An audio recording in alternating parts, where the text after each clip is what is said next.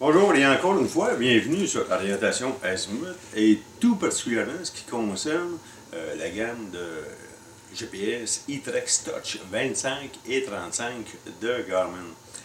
Pour ceux qui nous suivent, vous savez que je suis friand des GPS à écran tactile, que ce soit le Montana, que ce soit l'Oregon, que ce soit le e-Trex.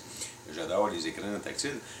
Toutefois, dans la gamme e-Trex, j'ai toujours trouvé le GPS avec un écran plutôt petit. Par contre, là, ils ont rajouté 1 cm sur l'écran. Je vais vous dire que 1 cm, même un petit peu plus, là, 1 cm sur l'écran, ça paraît. Je vais vous montrer rapidement, comparativement avec un Oregon, pour bien voir la comparaison. Donc, on peut voir ici, l'écran, oui, est un brin plus petit, mais je vais vous dire que c'est vraiment intéressant. Je vais vous montrer à pleine page, comme ça, ici. Donc, ça, le 1 cm, à mon avis, c'est vraiment un gros plus. Je trouvais l'écran petit, mais disons que là, avec le 100 cm qu'ils ont rajouté, c'est vraiment très apprécié. Mais ce qu'ils ont ajouté aussi sur ce GPS-là, je vais vous dire que c'est vraiment un plus. Ils n'ont pas arrivé à la coche de l'Oregon au niveau du tactile parce que c'est plus, moins. On ne zoome pas comme ça ici, comme on est capable de le faire dans l'Oregon. Mais ce qu'ils ont ajouté qui est vraiment un vrai plus. Deux éléments, je dois vous dire, qu'ils ont ajouté que j'apprécie énormément. C'est sur l'écran tactile, c'est de geler l'écran pratiquement instantanément avec la gamme Oregon ou la gamme Montana. On fait la touche ici qui est l'électroéclairage. On a un cadenas pour barrer l'écran. On peut barrer et débarrer l'écran. Celui-là ici, ils ont mis directement sur l'écran, ça ressemble à un petit joystick. C'est-à-dire que là, on n'est pas capable de toucher à l'écran. Il n'y a pas de danger de désactiver, de déplacer la carte, de jouer avec le curseur, ça ne fonctionne pas. Pour que ça fonctionne, il faut que je désactive, il faut que je débarre l'écran, mais ils l'ont mis directement sur l'écran. Regardez bien comment que ça devient intéressant là-dessus ici. On voit ici que ça ressemble un petit peu à un joystick. Là. Dès que je touche, là, à ce moment-là, je peux bouger l'écran. Donc ça, c'est vraiment un plus. Je vais le mettre à moins ici. Regardez ici, là, j'ai zoomé, j'ai fait un zoom comme ça ici. Et je veux revenir en arrière, à ce moment-là, je vais avec la flèche du retour. Là, l'écran ici est barré. Il n'y a plus de danger que je touche à l'écran comme ça ici. Donc, même pour le déplacer, je ne suis pas capable. Pour le faire, il va falloir que absolument j'aille sur ici le mode curseur. En faisant ça, là, je suis capable, et là, je serais capable aussi de marquer un waypoint directement ou demander un enseignement. Donc, je dirais que cette partie ajout de ça, je trouve ça vraiment intéressant. Ce qu'ils ont ajouté aussi, c'est que directement sur l'écran, on a aussi un onglet dans la barre en bas, tout dépendant des paramètres que vous allez faire dans votre GPS, mais on a un onglet en bas qui va nous donner instantanément l'option détracer. Ce qui est intéressant dans ça ici, c'est que comme la gamme Oregon dans la fonction détracer, on a ajouté le mode pause que j'apprécie énormément. C'est-à-dire que encore une fois, je m'en vais, j'enregistre un tracé, j'entends quelque chose, je m'en vais dans cette direction-là. J'entends quoi? Par exemple, c'est sur une perdrix. OK, je reviens ici au début de mon tracé, j'enlève le pause, je continue. Il n'y a pas enregistré cette partie-là. Et ça, on a ça directement à l'écran.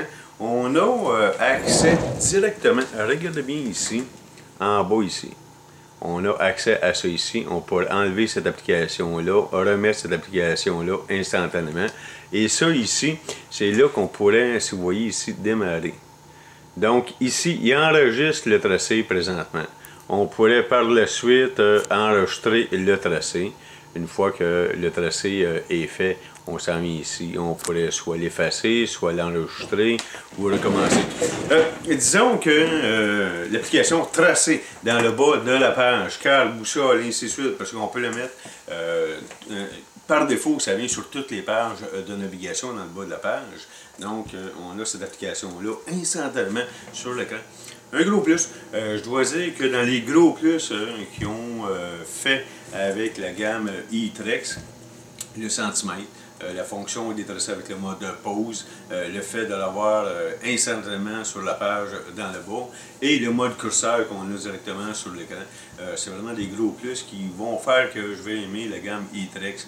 Je trouvais l'écran petit, mais là, avec tous ces ajouts-là, là, ça devient un GPS qui est intéressant.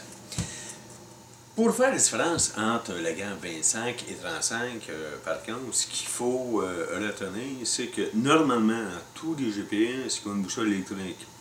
Donc, je dirais que c'est un incontournable. À mon avis, c'est vraiment une boussole électronique. Quand on a un GPS avec une boussole électronique, on a normalement, automatiquement, aussi la page altimètre et baromètre. C'est à peu près le seul modèle de GPS, le e-Trex 25, une boussole électronique, mais qui n'a pas d'altimètre et le baromètre. C'est ce qui va différencier la gamme e-Trex 25 Touch de la gamme Touch à 35. L'autre différence, c'est qu'on n'a pas le partage sans fil. On ne peut pas communiquer d'un appareil à l'autre. Quand on parle du partage sans fil, c'est qu'on peut envoyer un waypoint à notre coéquipier, exemple, il y a un autre Garmin qui a l'option partage sans fil. Et ça, sur une distance d'environ 65 pieds là, à l'extérieur. On a fait des tests. Donc, il faut quand même être passablement proche. C'est un peu comme le Wi-Fi d'un ordinateur quand on parle du partage sans fil. Donc, le Montana, l'Oregon a ça, la gamme e-Trex Touch 35 a le partage sans fil, mais pas l'e-Trex Touch 25. Donc, l'e-Trex Touch 25 n'a pas le partage sans fil et il n'y a pas altimètre baromètre. Quand on sait que la fonction baromètre dans un GPS va vraiment donner des plus pour le chasseur, ou quand je parle chasseur avec des vraies armes ou chasseur avec caméra photo, là. Simplement pour dire, quand on a une connaissance de cette fameuse application-là, ça joue un rôle important sur le gibier. Parce qu'on sait que, sur l'impact du gibier, on sait que la température a quand même son importance. Et la pression atmosphérique, quand on sait travailler ça, on dirait être à la demeure près pour savoir s'il va pleuvoir ou s'il va neiger, peu importe la saison. Donc, disons que la partie baromètre, c'est une partie que j'ai toujours trouvée intéressante. Bon, là, c'est question vraiment de budget. Ce sera à vous à choisir. Ça vaut-tu la peine de se passer de ça pour quelques dollars? Bien, quelques dollars, on parle souvent d'une différence d'une centaine de dollars facilement. Il vaut peut-être mieux investir dans un cours, dans une formation, que d'investir 100 $, 150 $ de plus. Mais il faut faire attention. Ce que je vous ai par là, c'est qu'on parle d'un achat pour quand même plusieurs années. Donc, ça vaut peut-être la peine à un moment donné de faire le choix entre le 25 et le 35 si c'est des choses qui vous intéressent. Donc, ça, c'est les gros points. Mais disons que le e-Trex Touch, nouvelle gamme, le centimètre de plus, une grosse importance. En plus, quand on parle de l'écran qu'on peut arrêter directement et le mode tracé. À cela, n'importe quelle question, vous avez des questions au sujet des GPS, vous voulez acheter un GPS, que ce soit Garmin, Lawrence, Magellan, Broncon, Eagle, nommez-les tout, Cobra, on connaît pratiquement tous les GPS qu'il y a sur le marché, on fait des tests sur les GPS. Vous avez des questions, bien, on est là pour vous. Donc, au plaisir de se revoir.